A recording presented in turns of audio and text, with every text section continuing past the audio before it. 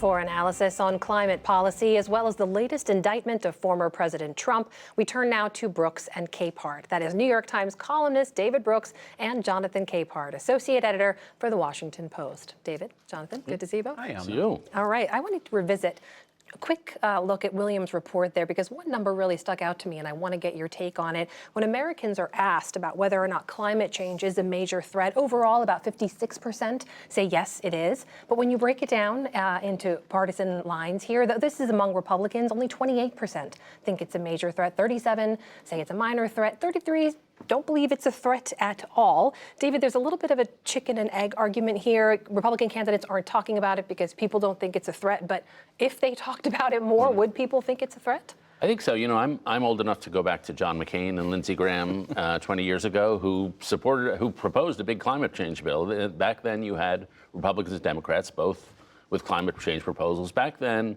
there was about a 20-point gap between Democratic views of climate change and Republican. Now it's a 50-point gap. And so why is that? Well, one, everything's more polarized. Two, Republicans are more manufacturing than they used to be.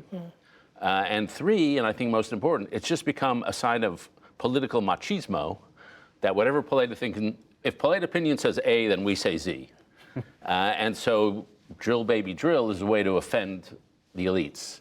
And the weird thing is that if you look at a bunch of other numbers, and I looked at some Pew data, 3/4 of Americans support global climate change treaties, 69% think we should be carbon neutral, 66% support government subsidies for wind and solar. So the Republicans, in taking this extreme position, are not only, in my view, going against the science, they're going against pretty large majorities on a bunch of these sub-issues. Jonathan, this is grounded in science and data, right? But climate change has now taken on a political tenor. One of my first bosses said it's better to be effective than to be right.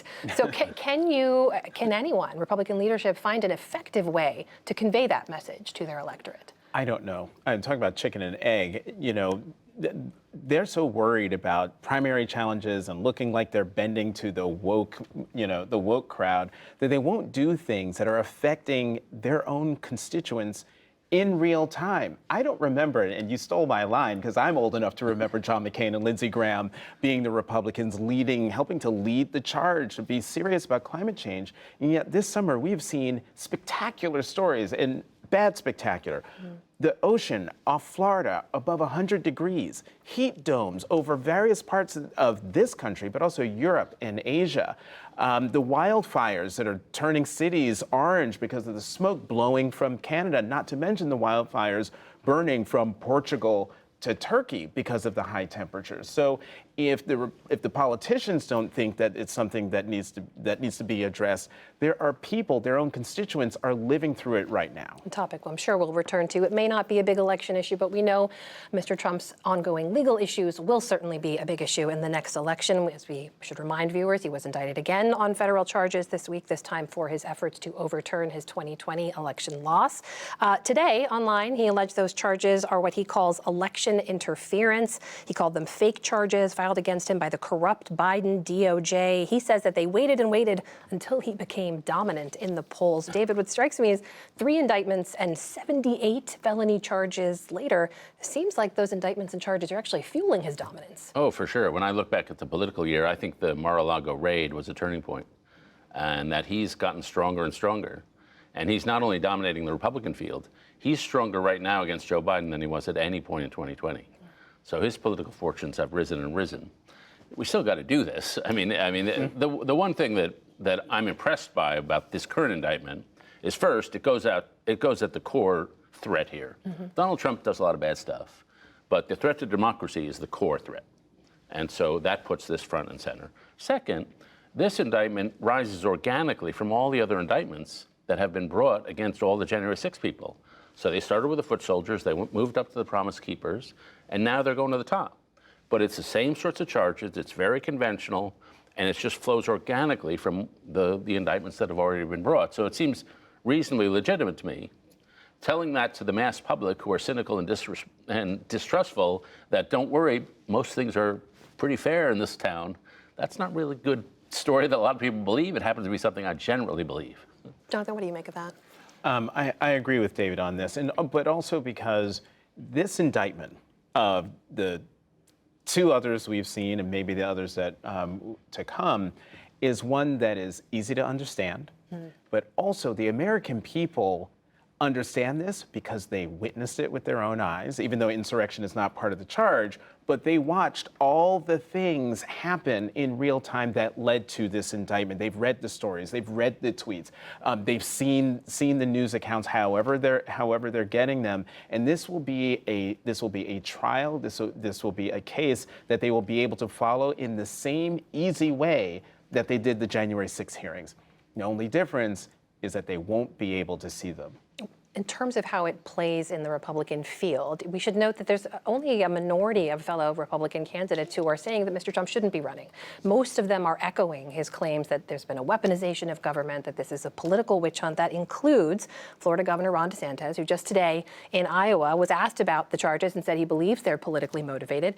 David, it's worth noting his single biggest individual donor, a man named Robert Bigelow, who's donated some $20 million to Mr. DeSantis' super PAC, said today he's not going to give him any more money until he has more major donors and he moderates his message. Is that going to change Mr. DeSantis' path going forward? This guy Bigelow thinks he's going to moderate his message. Where's this guy been for the last 3 years? I mean, Don DeSantis is doing the Ron DeSantis thing. He's chosen his strategy, which is to outflank Trump on the right. It's not working, and none of the other candidates are particularly working. I really don't see a crack in the Republican primary phalanx that wants to support Donald Trump. And if your core story, which Donald Trump's core story is that educated elites are out to get us, then these indictments fit into that story. And that's why it's helped him, essentially. But is that a message that helps his rivals in the primaries, too? No. If I'm understanding the question correctly, because, I mean, Ron DeSantis is not going to beat Donald Trump because if folks have to choose between Coke and New Coke, they're going to choose Coke. You're going to choose between Trump and Trump Light. You're going to go with Trump. That works in the Republican primary. And you can't try to be Trump and then think you're going to get the nomination and then tack back to the middle. You're so far gone from the middle that there's no amount of tacking back to the middle that would make you palatable to the broad sweep of the American public who find what particularly Ron DeSantis has done in Florida to be objectionable. We talk about the impact all this has on the election in that context, but even broader than that, the impact this language about the weaponization of government is having on our democracy. There's a striking number I have to ask you about. From our recent poll, Americans were asked about their overall confidence in the FBI. It is now at an all-time low. Among Democrats, it's actually gone up 4 points. This is since back in 2018. Among independents, it's down 12 points. Among Republicans, David, it has tanked a whopping 24 points. And you have noted before this is part of a larger point, but when you look at that, doesn't that number worry you? Yeah, well, to me, the number one most important statistic in my life covering this stuff has been 2 generations ago, you asked people, do you trust government to do the right thing most of the time? And 75% said yes. And now what is it, 12%, 19%? It bounces around, but it's phenomenally low. And so imagine walking around the city where I live in Washington, D.C., looking at all what I think of as glorious and inspiring buildings and thinking, that's full of monsters. All that's illegitimate. It's all a fraud. To me, I can't even imagine that mindset, to be honest, but it is a mindset that a lot of people have. And frankly, because of things that have happened over the last 30 or 40 years, a lot of people feel is justified. It probably is justified because of the failures of a lot of things that have happened in this country over that time. You agree with that, Jonathan? I get that, but it also is the result of people who know better not acting better and not speaking better, knowing full well that what's being said about the FBI, what's being said about government, what's being said about innocent people is wrong, and not standing up to it and saying, no, at the time, no, President Trump, that is not true. No, President Trump, you should not do that. And standing up as leaders in the Republican Party, but also leaders of this country in saying, this is not right, this is not correct, this is not who we are as a party, and this is not who we are as a nation. If someone with the moral courage to do that had done that, we would be, I think, in a much stronger position than we are now. Yeah. I know some people in the FBI. I can tell you they are not left-wing, pointy-headed intellectuals. They were like tough Americans, tough, smart Americans. And so some Republicans should be able to say, you know, actually, these people are pretty impressive. Do you see that happening in 20 seconds we have heck left? no. Heck no. On that note, David Brooks, Jonathan Capehart, always good to see you both. Thank you so much. Have a good weekend. You too, Amna.